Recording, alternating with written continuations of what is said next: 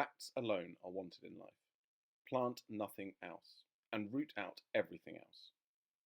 These are the words of a Charles Dickens character called Gradgrind, who was a teacher and liked nothing more than grinding grades out of his students by drilling them on factual information over and over again. And I think to some people it felt like Gradgrind had been hired to construct the new Ofsted framework with its focus on knowledge before all else.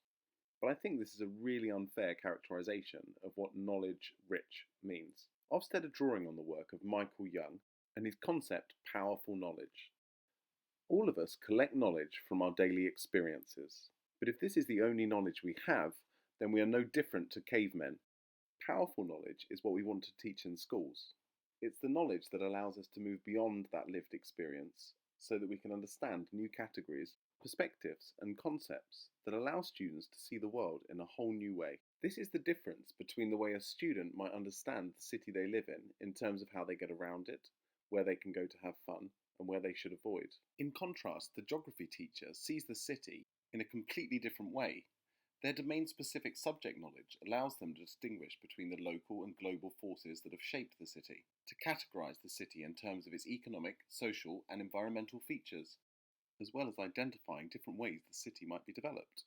Domain-specific knowledge creates a new world that is both richer to live in and in which you have more to contribute.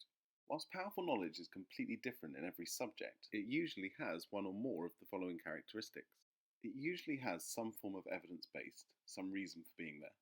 They're usually abstract ideas or concepts.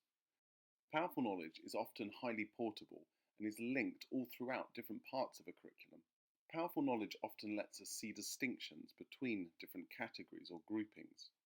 And quite often it's counterintuitive in that what you see is not really how things are working. And the role of this powerful knowledge is really transformative to their life chances. There was a really large cohort study conducted in 1958 that tracked a group of students educated during that period right through to the 2000s. And it found that their life chances were largely determined by their knowledge of science, mathematics, the arts, and humanities. And it was their deep knowledge of these subjects and their ability to apply it to their lives, rather than their exam results alone, that allowed them to be successful within their careers. And there's a moral dimension to this, because it's the students from the most disadvantaged backgrounds that have no access to this culturally valuable, powerful knowledge.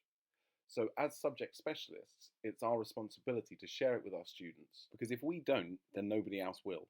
Having established that the new Ofsted criteria isn't encouraging us to teach isolated facts, but a much richer type of powerful knowledge, I also wanted to consider the knowledge versus skills debate, as many seem to see the new criteria as an attack on skills.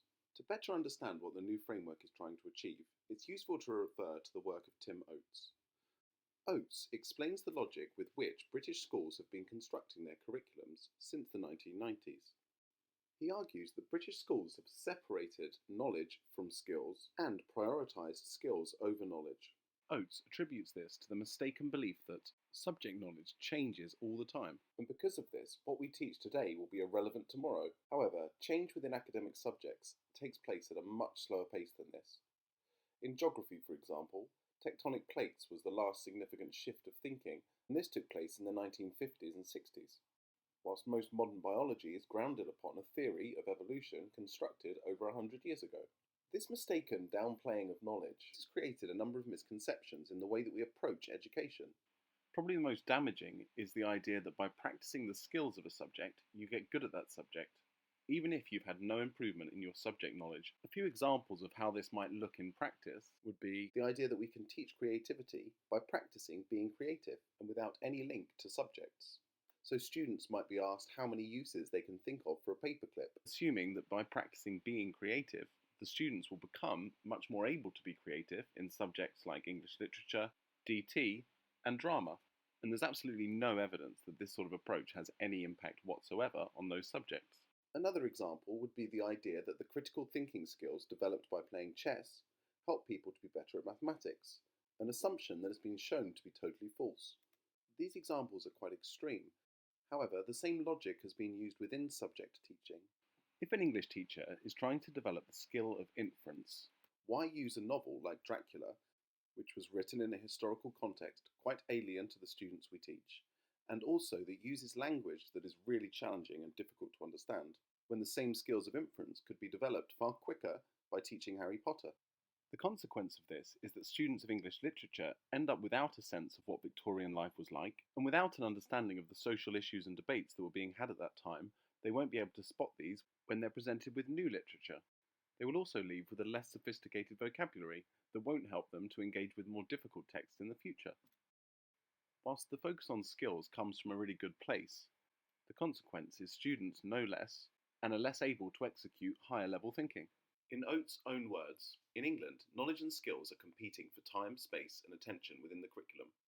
We need to end the false opposition to adopt a position of skills as well as knowledge, and not instead of it. We can see this position expressed in some of the changing language that Ofsted are using. So instead of talking about knowledge and skills, it's quite useful to start talking about substantive and disciplinary knowledge. Substantive knowledge is the key evidence, concepts, and theories that make up your subject. Disciplinary knowledge is the key rules and frameworks for how evidence is collected and judged. For example, in a subject like biology, one of the most powerful substantive pieces of knowledge is the theory of evolution. So, some of the substantive evidence that we would need to know would be things like the fossil record. On the disciplinary side, we'd need to know what methods scientists use for collecting evidence and why. On the substantive side, we'd also need to learn all of the explanations of the evidence that has been collected to make up the theory of evolution. On the disciplinary side, we'd need to know that a scientific theory is an explanation that has been repeatedly tested and verified, because the use of the word theory in this particular discipline is very different to in philosophy or sociology. Another example might be history. So the substantive knowledge of Elizabeth I's reign would be the events and the explanation of these events, whereas the disciplinary knowledge would be the way that we in history test the reliability of sources and judge them in terms of their provenance. I suppose this raises the question, why do we need these new terms to describe the difference between knowledge and skills? And the answer is that by calling skills disciplinary knowledge, we take subjects like history, art, science, and maths, and we say that the skills you develop in these subjects are deeply ingrained within these subject areas, and that you can't get better at the skills in these subjects without also developing a deeper and richer knowledge of these subjects. By calling it disciplinary knowledge, we develop a shared language that doesn't allow us to separate skills from the discipline in which they operate. So the new Ofsted criteria is all about making sure that we're teaching the most powerful knowledge that our subject has to offer. It also makes us rethink the knowledge versus skills debate by making it clear that our skills within a discipline can't improve unless we know more about the subject that we're studying.